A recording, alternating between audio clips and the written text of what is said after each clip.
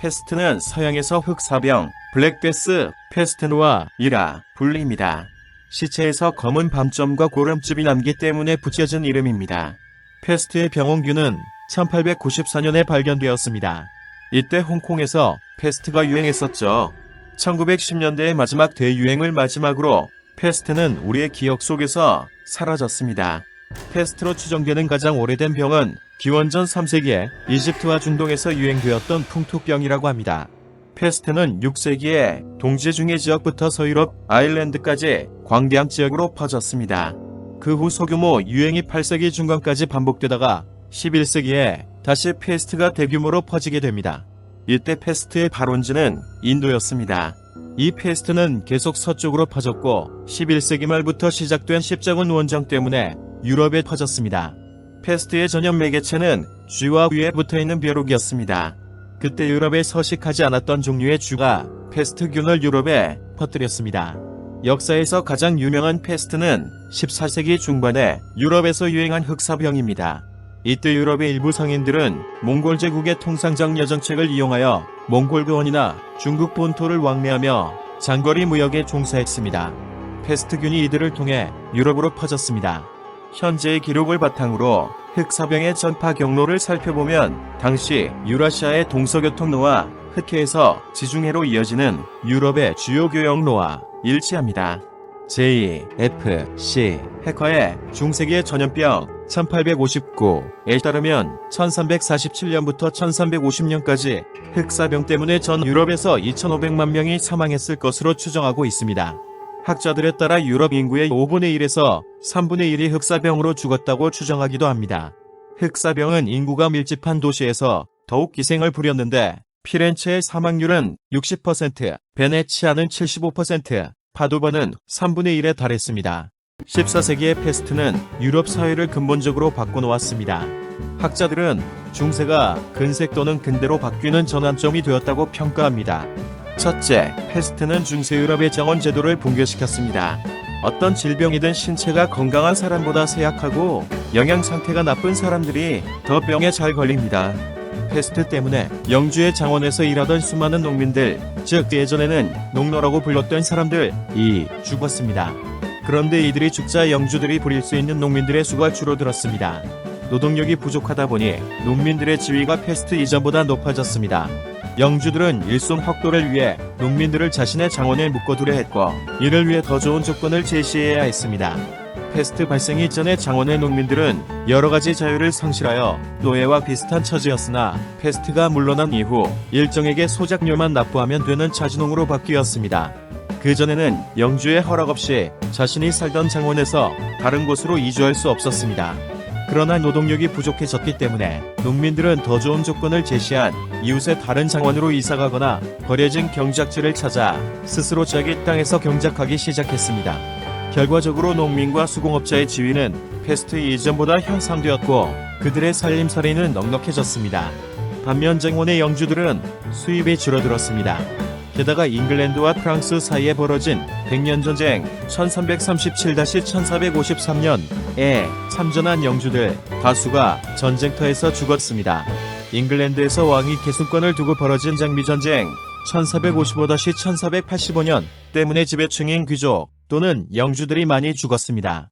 덕분에 영국과 프랑스의 왕은 권력을 강화할 수 있었고 근세 절대왕 정시대의 밑거름이 되었다고 합니다. 둘째, 중세 사람들을 지배하던 크리스트교의 영향력이 약해졌습니다. 패스트가 유럽에 창궐할 때 교회는 속수무책이었습니다.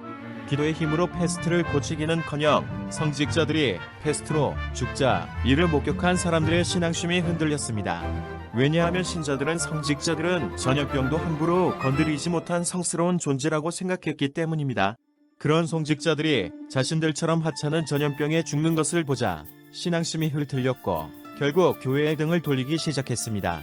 당시 서유럽 교회의 우두머리인 교황은 프랑스 왕에 의해 아비뇽에 끌려와 있었습니다. 프랑스 왕의 허수아비로 전락한 교황은 지도력을 상실했고 이는 카톨릭 교회의 권위를 더욱 떨어뜨렸습니다. 셋째, 라틴어 대신 자국어로 글을 쓰는 시대로 바뀌었습니다. 중세 유럽의 공용어였던 라틴어를 쓰던 상류층들이 대거 사망하자 라틴어로 말하고 글을 쓰는 사람들 수가 줄어들었습니다. 이에 유럽 각 지역에서 자기 나라의 말로 읽고 쓰는 사람들이 늘어났습니다. 라틴어로만 쓰여졌던 성경이 자국어로 번역되었습니다. 존 위클리프는 성경을 영어로 번역했고 양 후스는 체코어로 번역했습니다. 종교혁명을 시작한 마르틴 루터도 성경을 독일어로 번역했습니다. 소수의 사람들만 읽을 수 있었던 라틴어, 성경 대신 자국어로 쓰여진 성경이 번역되자 많은 사람들이 교회나 성직자를 거치지 않고 직접 성경을 읽고 직접 신의 말씀을 접할 수 있었습니다. 덕분에 더욱더 교회로부터 멀어졌습니다. 패스트를 피해 모인 남녀 10명이 열흘 동안 서로 나눈 대화와 에피소드를 묶은 보카치오의 데카메론과 단테의 신곡 등은 이탈리아어와 문학을 발전시켰습니다. 이는 독일 등 다른 나라에서도 마찬가지였습니다. 넷째, 사람들의 세계관이 바뀌었습니다. 유럽 사람들은 갑자기 찾아오는 죽음이라는 운명에서 벗어날 수 없음을 깨닫고 체념했습니다. 이는 죽음을 주제로 한 예술을 탄생시켰습니다. 또 일부 사람들은 패스트가 신의 형벌이라고 생각하여 채찍질로 고행하며 기도하는 집단이 나타났습니다. 이들은 상반신을 벗거나 알몸 상태로 십자가를 짊어지고 채찍질을 하며 여기저기 또 돌아다녔습니다. 고행자들은 이 고통을 감내하며 고행을 이어나갔습니다. 데카메론, 크리스트교의 종교적 선악에서 벗어나 인간의 욕망과 속물적 근성을 정당화한 대표적인 책입니다. 이처럼 포스트 패스트 시대에는 신 대신 인간이 세상의 중심이 되었습니다. 다섯째, 살아남은 사람들이 모든 것을 차지했습니다. 어떤 사람은 임자 없는 귀족의 재산을 차지하여 벼락부자가 되었습니다. 농촌의 빈 땅을 차지하여 경작하거나 가축들을 길러 재산을 불린 농민들도 있었습니다. 이전보다 빈 땅에 가축을 기르게 되니 패스트 발생 이전보다 더 배불리 먹을 수 있었습니다. 살아남은 사람들은 잘 먹고 잘 살 수 있었습니다. 마지막으로 유럽 사람들이 저지른 어두운 면을 설명하겠습니다. 유럽 사람들은 사회적 약자들을 박해했습니다. 대상자는 바로 유대인, 한센 병자, 아랍인이었습니다. 특히 유대인들은 증오의 표적이 되었습니다. 중세부터 가톨릭 교회가 유대인을 예수를 십자가에 못 박혀 죽인 배신자로 낙인 찍었습니다. 이러한 유대인 차별과 박해가 패스트 때문에 더욱 심해졌습니다. 유대인이 우물에 독을 타서 패스트가 퍼졌다는 황당한 소문이 퍼졌습니다. 당시 유럽 사람들은 이를 사실이라고 믿고 유대인들을 학살하거나 도시에서 추방하거나 일정한 구역에만 거주하게 하였습니다. 히틀러와 나치가 게토를 만들기 500여 년 전에 이미 유대인 거주 지역인 게토가 생겨났던 이유였습니다. 한센인과 아랍인들도 유럽의 크리스트 교도들의 박해 대상이었습니다.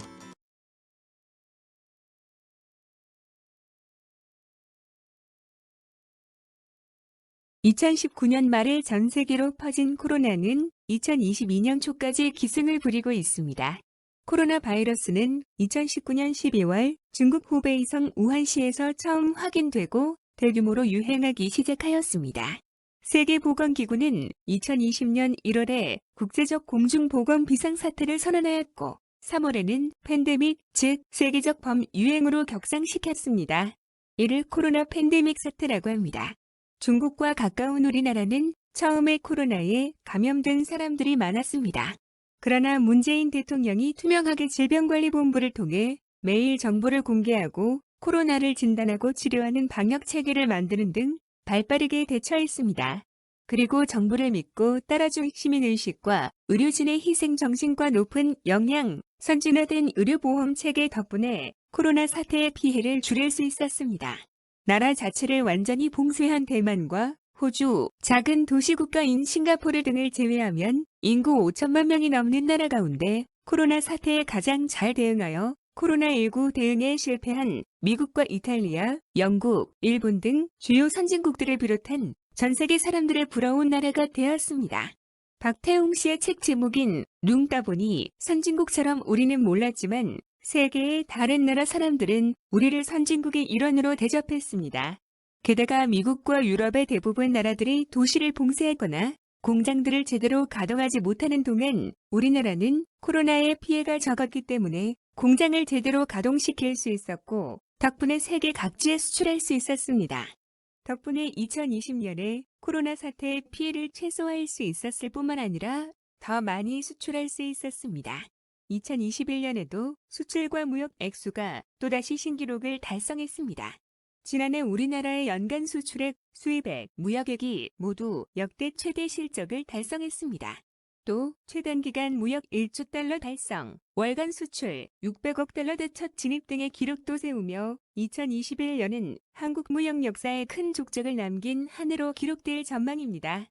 2022년 1월 1일 산업통상자원부가 발표한 2021년 12월 및 연간 수출입 동향에 따르면 지난해 연간 수출액은 전년 동기 대비 25.8% 증가한 6,445억 4천만 달러로 집계되었습니다.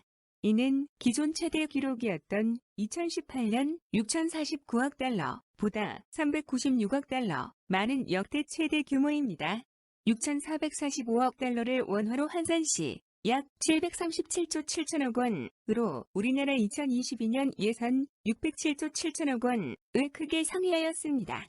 반도체 29%, 석유화학 54.8%, 자동차 24.2%, 철강 37.0%, 디스플레이 18.9%, 차 부품 22.2%, 컴퓨터 25.3% 등 15대 주요 품목 수출이 모두 두 자릿수의 증가율을 기록했습니다. 15대 품목의 수출 증가율이 모두 플러스를 기록한 것은 2000년대 들어 처음입니다.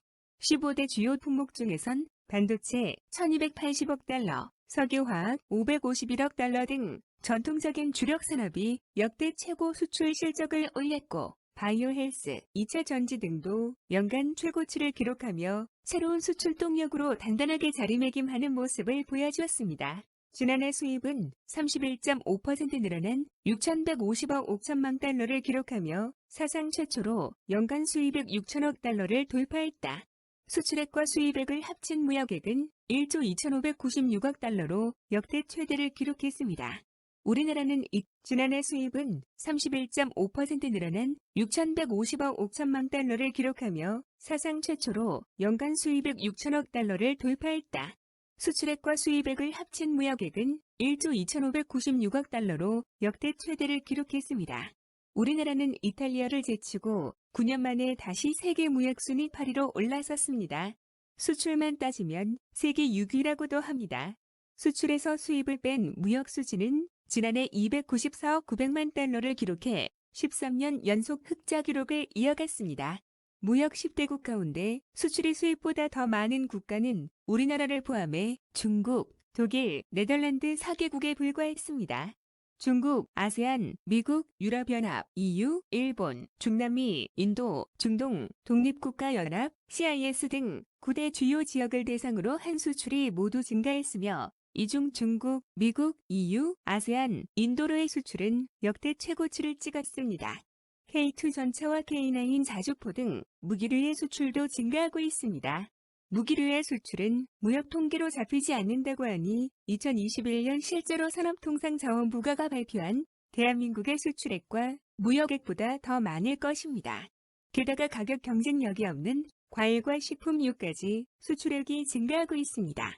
코로나를 극복하고 있는 최고의 방역국이라는 이미지 덕분에 싱가포르 등 동남아시아에서 대한민국이 생산한 딸기 등 과일이 대량 수출되고 있습니다. 비비고, 만두 등 제조된 식품도 한류의 바람을 타고 미국 등에 대량으로 수출되고 있습니다. 코로나 사태 때문에 가수들의 공연이 멈추고 영화와 드라마 제작이 주춤하는 사이에 우리나라 연예기획사와 가수들은 유튜브 등 온라인을 통해 꾸준히 활동하였고 방탄소년단, BTS와 블랙핑크 등 가수들이 유튜브를 통해 전 세계 사람들의 마음을 사로잡았습니다. 봉준호 감독이 영화 기생충으로 제92회 아카데미상 수상식에서 작품상, 국제영화상, 감독상 각 본상의 4개의 상을 수상한 데 이어 윤여정 배우도 오스카상 여우조연상을 받았습니다. 2021년 하반기 넷플릭스를 평정한 오징어 게임도 전 세계 사람들의 격찬을 받았습니다. 코로나 사태는 전 세계 사람들뿐만 아니라 대한민국 사람들에게도 큰 위기이자 시련이었습니다. 다행히 문재인 대통령과 정부, 국민이 한마음으로 이 위기를 극복하고 있을 뿐만 아니라 경제강국과 문화강국으로 다시 태어났습니다. 100년 후의 후손들은 2020년부터 코로나 사태가 끝날 때까지를 코로나 특수라고 부를지도 모르겠습니다. 1차 세계대전의 일본처럼 이러한 특수가 반짝 호황이 될지 아니면 포스트 코로나 시대에도 계속 이어질지 아직 모르겠습니다. 1. 2차 세계대전을 계기로 세계 제1의 패권국으로 발돋움한 미국만큼은 아니더라도 코로나 반짝 특수에 만족하지 않고 더욱 분발하여 대한민국을 개혁하고 발전시킨다면 이재명 후보가 공약한 대로 세계 5대 강국이 될 날이 멀지 않았습니다. 팍스코리아나를 위해 비전을 제시하고 실천하는 지도자를 뽑읍시다. 그러나 코로나 사태는 대한민국의 경제적 번영뿐만 아니라 커다란 어두운 그림자도 드리웠습니다. 이는 다음 장에서 자세히 살펴보겠습니다. 코로나 사태는 14세기 유럽에 퍼진 패스트 대유행과 비슷한 점이 많습니다. 14세기 패스트 대유행에서 살아남은 사람들은 죽은 사람들이 남긴 재산과 땅을 차지해서 잘 먹고 잘 살게 되었습니다. 노래 제목처럼 위너 테이크스 올이었죠. 현재 진행 중인 코로나 사태는 패스트 때처럼 많은 사람들이 죽지는 않았습니다. 그러나 미국과 유럽에서 경제 파국을 막기 위해 돈을 푸는 바람을 가진 사람들은 자산을 더욱 불렸고 가난한 사람들은 더욱 가난해졌습니다. 신자유주의의 불길이 전 세계를 휩쓸어 빈익빈 부익부 현상이 심화되고 있는데 코로나 사태는 기름을 끼얹었죠. 특히 코로나 사태를 성공적으로 극복하고 있는 대한민국도 수출 대기업들이 주로 코로나 방역 성공에 수혜를 입었지만 방역에 협조했던 많은 소상공인과 자영업자들이 경제에 큰 손실을 입었습니다. 그리고 방역을 핑계로 많은 사람들이 일자리를 잃은 것도 사실입니다. 문재인 정부에서는 기재부의 맘대로 이들을 제대로 경제적으로 도와주지 않았습니다. 차기 정부에서는 이 점을 시정해서 코로나 사태로 생긴 자신의 빈부격차를 줄일 수 있기를 바랍니다. 노동력이 줄어든 점도 비슷합니다. 패스트 유행 시대에는 많은 사람들이 흑사병으로 죽었기 때문에 노동력이 줄어들었습니다. 코로나 사태가 진행 중인 현재의 패스트 시대보다 많은 사람들이 죽은 것이 아니지만 많은 사람들이 노동 현장을 떠나 노동력이 줄어들고 있습니다. 물론 현재까지는 미국과 중국 등 몇 개 국가에 이르긴 합니다. 미국에서는 이를 대퇴사 시대라고 부릅니다. 김어준의 뉴스공장에서 방송인 썬킴이 한 말을 들어보시죠. 작년에 이어서 미국의 지금 사회 화두가 되고 있는 대퇴사. 네. 모든 사람들이 다 사표를 내고 나간다 해서 Great Resignation. 앤토니 클로츠라고 텍사스 A&M 대학교 예. 경영학과 교수가 만들었죠. 작년에. 예. 대퇴사가 정말 모든 사람들이 일제히 사표를 내고 나간다 이건데 네. 이제 작년 기준으로 봤을 때 작년 11월 한 달만 봤을 때만 하더라도 무려 480만의 미국인들이 사표를 집어 던지고 나갔어요. 그러니까 잘린 게 아니라 그러니까 잘린 거는 경기가 불황이기 때문에 잘린 게 되는 거고 그렇죠. 이건 스스로 사표를 내고 나가버린 거예요. 그러니까 회사 다니기 싫다. 네. 그래서 틱톡 같은 그 이제 동영상 베이스 SNS를 보면은 그 이 사장님 얼굴에 사표를 집어 던지고 나가는 동영상이 많이 올라오고 있더라고요. 이거 사실 영국에서도 이런 현상이 나와서 네. 그런 진단이 영국에서도 나온 적이 있거든요. 영국도 그렇죠.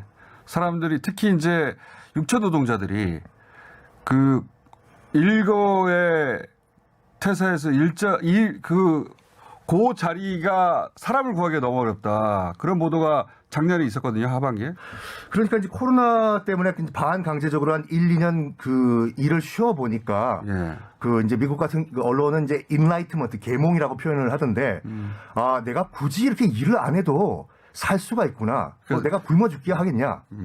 차라리 내가 시골에 내려가 가지고 다른 일을 하자. 그 삶의 가치관이 근본적으로 변한 거 아니냐. 그래서 이런 용어가 등장한 거거든요. 아, 그러니까 그 연관 검색을 한번 검색을 해보니까 예. 첫 번째가 exploit라고 하더라고요. 착취. 아, 내가 그동안 이 기업에 의해서 착취당했나? 이런 자각을 갖기 시작한 거예요. 내가 지금까지 기업에 의해서 자본가들에 의해 가지고 착취를 당했다. 그러니까 1위고 예. 2위가 뭐냐면 번아웃. 내가 정말 지쳤다. 세 번째가 뭐냐면 지치는 것도 이렇게 오래 쉬면 깨닫게 되거든요. 이게 이제 매일매일 돌아가면 다음날 아침만 생각하잖아요. 그런 여유가 없어요, 솔직히. 다음날 아침만 생각하고 그렇게 이제 그 쳇바퀴에 맞물려서 계속 돌아가다가 코로나 때문에 이제 집에 가 있어. 그래서 한 3개월, 6개월 가 있다 보니까 내가 이전에 어떻게 살았던 거지? 물류 대란 때문에 처음 이 이야기가 나왔었어요. 작년 그렇죠, 하반기에. 그렇죠, 네네. 영국에서도 그렇고 미국에서도 그렇고 예를 들어서 부두 노동자들 혹은 대형 트럭 운전사들이 이거는 하루아침에 길러질 수 없는 인력인데 그때 페덱스 노동자들의 그 파업도 거기 그렇죠. 관련됐었죠. 그렇죠. 갑자기 회사를 안 나오고 사표를 던지기 시작했다 이 사람들이. 그러니까. 거기서 쭉 이어지고 있어요. 그리고 또 세 번째가 뭐냐면 이제 플렉시빌리티 이제 유연성인데 네. 내가 왜 9 to 5, 9시에 출근해서 5시에 일을 해야 되는 것인가? 한 번도 의심하지 않았다가 네. 꼭 그럴 필요는 없는 것 같은데. 그러니까요. 예. 생각해보면 이게 뭐 헌법도 아니고 말이죠. 아니, 회사가 나한테 강요한 룰인데 꼭 그럴 필요 없는 거잖아. 해보니까 코로나 겪으면서 해보니까 아니네 이거. 또 지금 같은 상황에서 내가 뭐 이제 이 구직과 구인 밸런스가 무너진 상황에서 내 발언권이 더 세졌더라. 난 9시에 출근 안 하고 10시에 해도 됩니까? 일단 출근만 하십시오. 이런 말이 나오니까 굳이 9 to 5를 내가 지켜야 되나. 그러니까 이 갑을 관계가 근본적으로 변하는 것도 있어요. 갑을 관계가. 코로나가 엄청난 빈 공간을 마련해 준 거 아닙니까 사람들한테. 그러니까 방금 공장장님 말씀하신 것처럼 그 CBS, 미국 CBS죠. 거기 보면 60 Minutes라고 보도 프로그램이 있는데 네. 거기서 인터뷰를 했던 노동자들이 이런 말을 하더군요. 지금 상황은 드라이버 시트에 기업가와 자본가가 앉아 있는 것이 아니라 우리 노동자가 앉아 있다. 우리가 갑이고 그들이 을이다.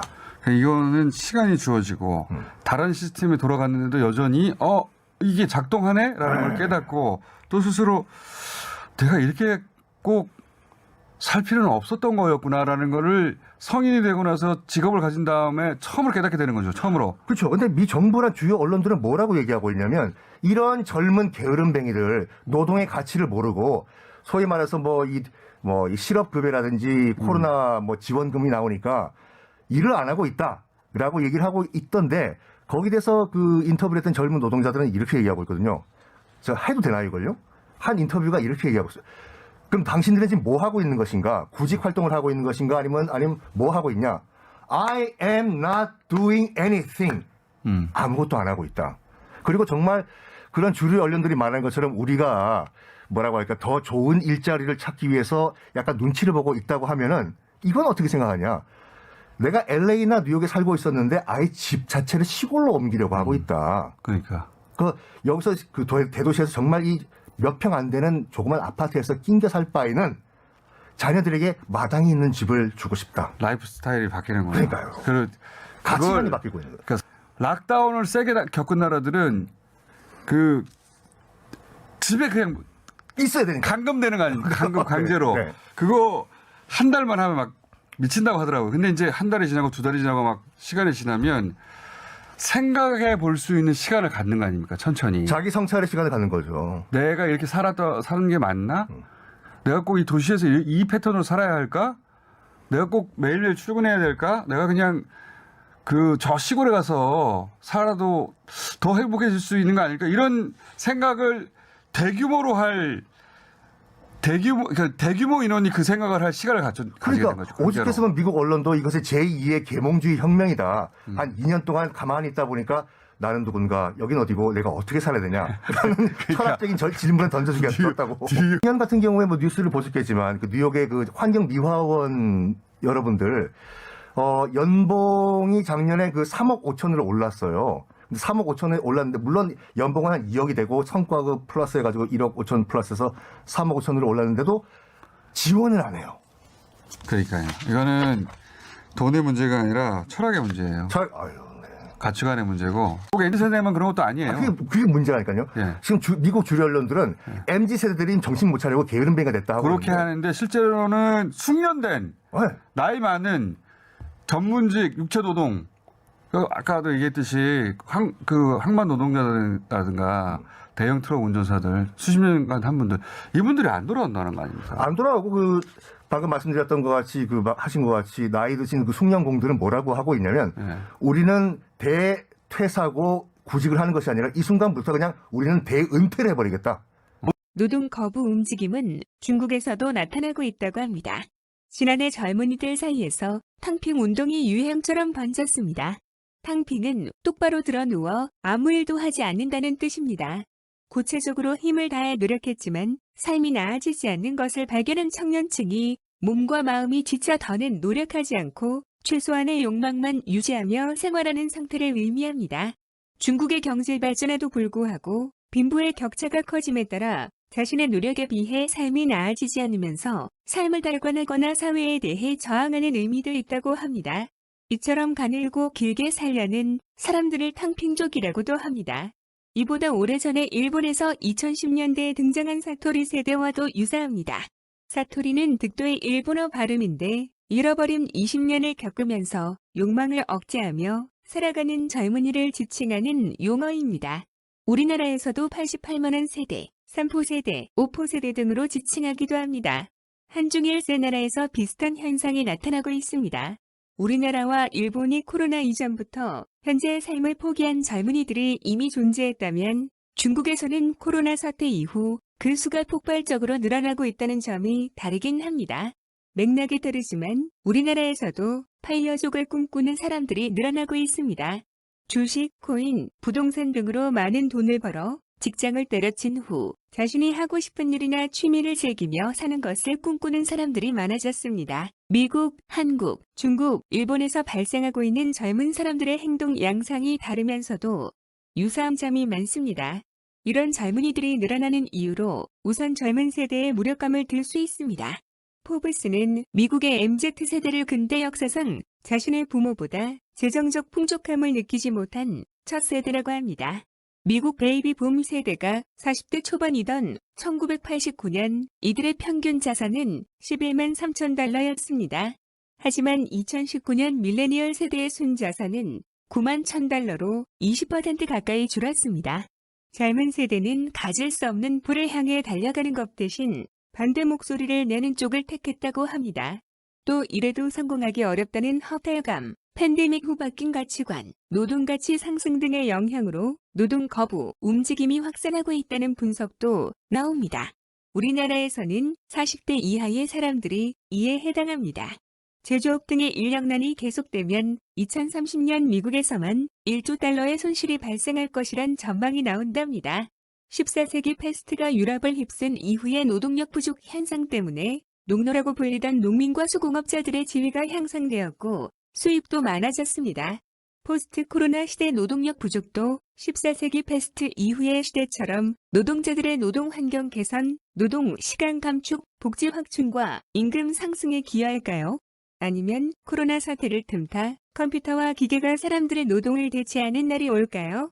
그래서 최근에 제가 본 기사는 이것은 그동안 200년 가까이 이어진 자본주의 시스템이 근본적으로 붕괴하고 변화하고 있는 것이다. 그렇게 해석들을 하더군요. 맞습니다. 그 자본주의가 이런 식으로 변화하고 무너지는 거 아닌가?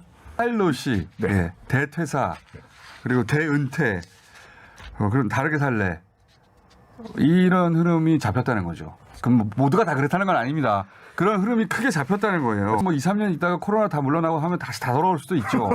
다시 다 돌아올 수도 있는데 지금은 그런 흐름이 크게 잡혀서 대퇴사 시대라는 용어도 등장하고 분석도 등장하고 앞에서 김어준의 뉴스 공장에서 잠깐 언급한 것처럼 사람들의 사고방식이 바뀌고 있습니다. 14세기 패스트 앞에서 무력한 성직자들을 보고 그리스도교에 실망하여 신앙심이 쉽고 신이 아닌 사람의 관심을 가지게 되었던 것처럼 먹고 살기 위해 일을 하는 노동관이 바뀌고 있다고 합니다. 1차 세계대전 당시 스페인 독감을 연구하는 미국의 학자는 코로나 사태가 끝난 후 30년 넘는 긴 시간 동안 사람들이 섹스를 비롯한 쾌락에 탐닉하며 현실에 충실하자는 생각과 행동이 두드러질 것이라고 추측했습니다. 1차 세계대전 때도 그랬다는 것이 근거였죠. 이런 예측이 맞을지도 모르지만 14세기 패스트가 중세시대를 붕괴시키고 근세 또는 근대사회가 시작되는 분수령이 되었던 것처럼 코로나도 자본주의와 산업화 사회를 바꾸는 계기가 될지도 모르겠습니다.